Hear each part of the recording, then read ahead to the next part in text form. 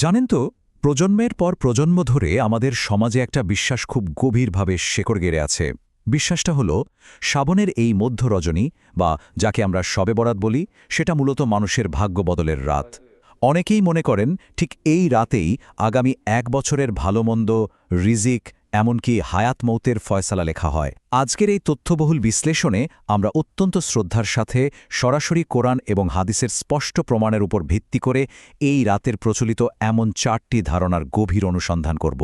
আমাদের লক্ষ্য কিন্তু কাউকে আঘাত করা নয়, বরং ঐতিহাসিক এবং ধর্মতাত্ত্বিক দলিলগুলোর আলোকে আসল সত্যটাকে উন্মোচন করা।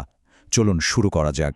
আজকের এই অনুসন্ধানে আমরা ঠিক কি কি দেখতে যাচ্ছি তা একটু এক নজরে দেখে নিই। প্রথমে আমরা প্রচলিত বিশ্বাসগুলো জানব, এরপর কোরআনের আলোকে যাচাই করব এটি আসলেই ভাগ্য রজনী কিনা।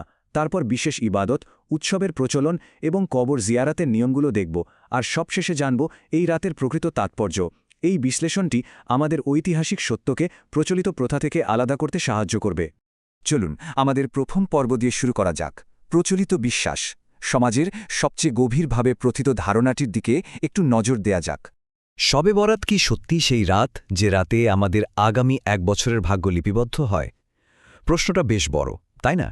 এটা আসলে চমৎকার একটা একাডেমিক ধাঁধার মতো, যার উত্তর পেতে হলে আমাদের সরাসরি মূল ধর্মীয় গ্রন্থগুলোর গভীরে প্রবেশ করতে হবে। আসুন দলিলগুলো একটু বিশ্লেষণ করে দেখি। দ্বিতীয় পর্ব, এটি কি ভাগ্য রজনী? এই ধারণার পক্ষে সমাজের সবচেয়ে বেশি যে দলিলটি উপস্থাপন করা হয় সেটি হল পবিত্র কোরআনের সূরা আদ-দুখান। সূরা আদ-দুখানের ৩ ও ৪ নম্বর আয়াতে বলা হয়েছে, নিশ্চয়ই আমি এটি এক বরকতময় রাতে নাজিল করেছি, নিশ্চয়ই আমি সতর্ককারী। এই রাতে প্রত্যেক প্রজ্ঞাপূর্ণ বিষয় নির্ধারিত হয়। এই আয়াতটি খুবই গুরুত্বপূর্ণ। ইসলামের ইতিহাসে বিখ্যাত তাবেঈ হজরত ইকরিমা রহমাতুল্লাহি আলাইহি সহ কিছু পূর্বসূরি মনে করতেন এই বরকতময় রাতটি হল ১৫ই শাবানের রাত। অর্থাৎ এই ধারণাটি যে একেবারে ভিত্তিহীন তা কিন্তু নয়। তবে সবচেয়ে কৌতূহলোদ্দীপক বিষয় হল ইসলামিক স্কলার এবং সংখ্যাগরিষ্ঠ মুফাসসির এই ব্যাখ্যার সাথে একেবারেই একমত নন। চলুন এই আয়াতে বলা বরকতময় রাতের পরিচয়টা কোরআনের অন্যান্য আয়াতের মাধ্যমেই মিলিয়ে দেখি, অনেকটা পাজল মেলানোর মতো।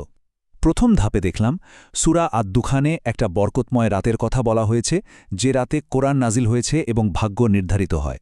দ্বিতীয় ধাপে সূরা বাকারার ১৮৫ নম্বর আয়াতে আল্লাহ দ্ব্যর্থহীন ভাষায় বলছেন রমজান মাস, যাতে কোরআন নাজিল করা হয়েছে। এরপর তৃতীয় ধাপে সূরা কদরে আরও সুনির্দিষ্ট করে বলা হয়েছে, নিশ্চয়ই আমি এটি লাইলাতুল কদরে নাজিল করেছি। অর্থাৎ কোরআনের এক আয়াতকে অন্য আয়াতের সাথে মেলালে এটা একেবারে দিনের আলোর মতো পরিষ্কার হয়ে যায় যে ভাগ্য নির্ধারণের সেই বরকতময় রাতটি আসলে রমজান মাসের লাইলাতুল কদর, শাবান মাসের ১৫ তারিখের রাত নয়। এখন আপনি ভাবতে পারেন বিষয়টা এত গুরুত্বপূর্ণ কেন? কারণ তাকদির বা ভাগ্য নির্ধারণের বিষয়টা ইসলামী আকিদা বা বিশ্বাসের খুব সংবেদনশীল আর মৌলিক একটা অংশ। ইমাম তাবারি এবং ইবনে কাসিরের মতো জগৎবিখ্যাত স্কলাররা স্পষ্ট করেছেন যে আকিদার মতো এত গুরুত্বপূর্ণ একটা বিষয়কে শুধুমাত্র একটা আয়াতের দুর্বল ব্যাখ্যার উপর ভিত্তি করে দাঁড় করানো উচিত নয়, বিশেষ করে যেখানে লাইলাতুল কদর নিয়ে কুরআনে একটা পূর্ণাঙ্গ সূরাই রয়েছে।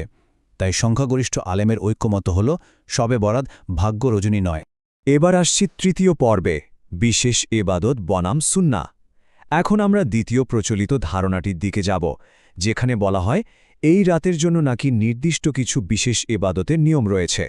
খেয়াল করে দেখবেন সমাজে সালাতুল আলফিয়া বা ১০০ রাকাতের এক বিশেষ নামাজের বেশ প্রচলন আছে।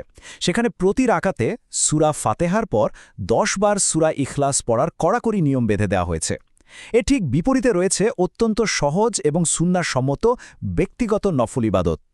স্কলারদের মতে শবে বরাতের জন্য শরীয়ত নির্ধারিত কোনো বিশেষ পদ্ধতির বা নির্দিষ্ট সংখ্যার নামাজ নেই, বরং ব্যক্তিগতভাবে নিজের সাধ্যমতো নফল নামাজ পড়া, কোরআন তিলাওয়াত করা আর আল্লাহর জিকির করাই হল আসল নির্দেশ। তাহলে প্রশ্ন জাগে, এই ১০০ রাকাত নামাজের আইডিয়াটা আসলো কোথা থেকে? ইতিহাস ঘাটলে দেখা যায় এই নামাজের প্রচলন ঘটে অনেক পরে, হিজরি ৫ম শতাব্দীতে বাইতুল মোকাদ্দাসের একজন ব্যক্তির মাধ্যমে।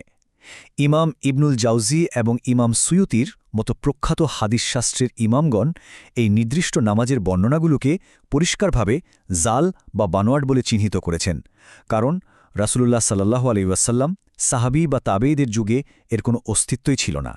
ধর্মে এমন বাধ্যতামূলক নতুন নিয়ম যোগ করাকে আলেমেরা বিদাত হিসেবেই দেখেন। আমাদের চতুর্থ পর্ব, হালুয়া এবং উৎসব। এবার এমন একটা বিষয় নিয়ে কথা বলবো যা আমাদের সংস্কৃতির সাথে একেবারে ওতপ্রোতভাবে মিশে গেছে।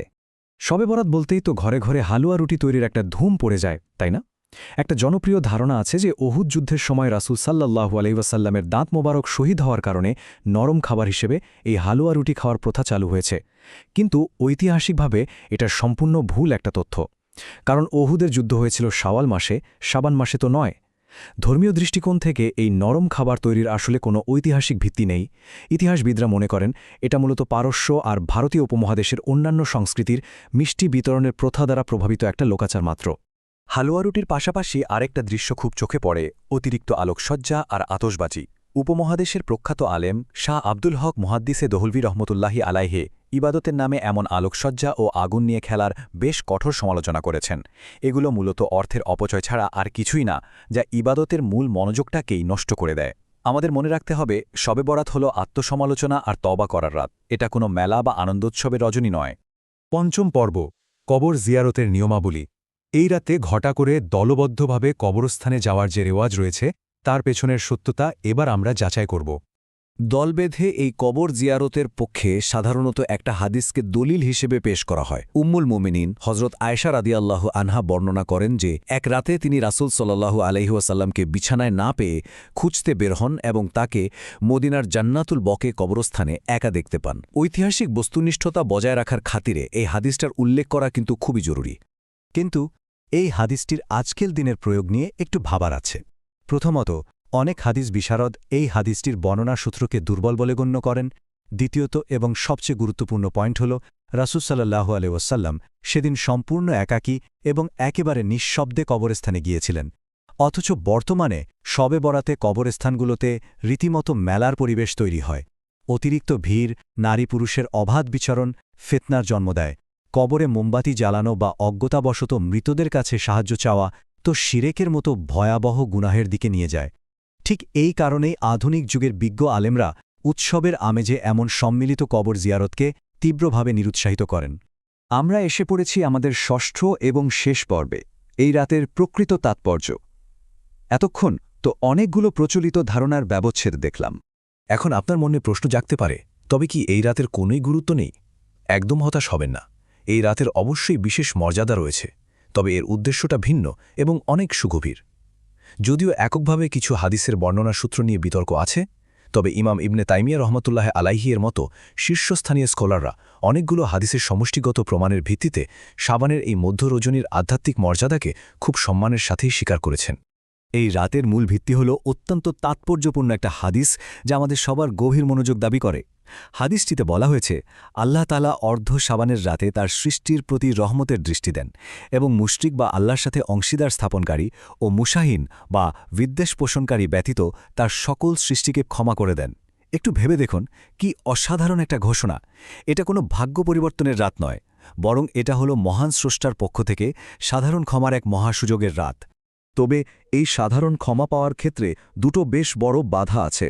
প্রথমটা হলো শিরক আর দ্বিতীয়টা হলো মুশাহিন হওয়া। এই মুশাহিন মানে কি? মুশাহিন বলতে সেই ব্যক্তিকে বোঝায় যে তার অন্তরে অন্যের প্রতি তীব্র বিদ্বেষ, শত্রুতা বা ঘৃণা পুষে রাখে। আল্লাহর অসীম রহমত পেতে হলে আমাদের অন্তরকে এই অন্ধকার আবেগগুলো থেকে পুরোপুরি পবিত্র করতে হবে। তাহলে এই রাতে ঐশী করুণা লাভের জন্য সুনির্দিষ্টভাবে আমাদের করণীয় কি? এর একটা পরিষ্কার দলিল ভিত্তিক রূপরেখা কিন্তু আছে। প্রথমত, সব ধরনের শিরক থেকে নিজেকে শতভাগ মুক্ত রাখা। দ্বিতীয়ত, অন্তর থেকে সব ধরনের রাগ, ক্ষোভ, বিদ্বেষ দূর করে আত্মীয় ও বন্ধুদের সাথে ভাঙা সম্পর্কগুলো ঠিক করা। তৃতীয়ত, অতীতের ভুলের জন্য একান্ত মনে তওবা ও ইস্তেগফার করা। চতুর্থত, কোনো নির্দিষ্ট নিয়মের বাধ্যবাধকতা ছাড়াই নিজ ঘরে বসে একাকী সাধ্যমতো নফল ইবাদত করা। এবং সবশেষে, যদিও 15 শাবানের রোজার হাদিসটি দুর্বল, তবে আয়ামে বিজায়ী বা মাসের মধ্যভাগের রোজা হিসেবে এই দিনে রোজা রাখা একটা চমৎকার সুন্নাহসম্মত আমল হতে পারে। এই দীর্ঘ এবং তথ্যবহুল বিশ্লেষণের পর এখন সিদ্ধান্ত নেওয়ার পালা। আমরা কি প্রামাণিক সুন্নাহর পথে হেঁটে মহান স্রষ্টার কাছে প্রকৃত ক্ষমা চাইব, নাকি ভিত্তিহীন সাংস্কৃতিক লোকাচার আর সাময়িক উৎসবের মাঝেই হারিয়ে যাব?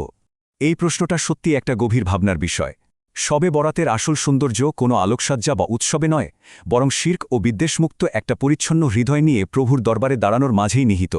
যদি আজকের এই দালিলিক বিশ্লেষণটি আপনার চিন্তার জগতের সামান্যতম ইতিবাচক রেখাপাত করে থাকে তবে সত্যের এই জ্ঞানটি অন্যের সাথেও শেয়ার করতে পারেন। এতক্ষণ ধরে এই অনুসন্ধানের সাথে থাকার জন্য অসংখ্য ধন্যবাদ। যদি আপনি ভিডিওটি পছন্দ করেন তাহলে একটি লাইক দিন এবং চ্যানেলটি সাবস্ক্রাইব করুন এবং শেয়ার করে আপনার বন্ধুদের জানান।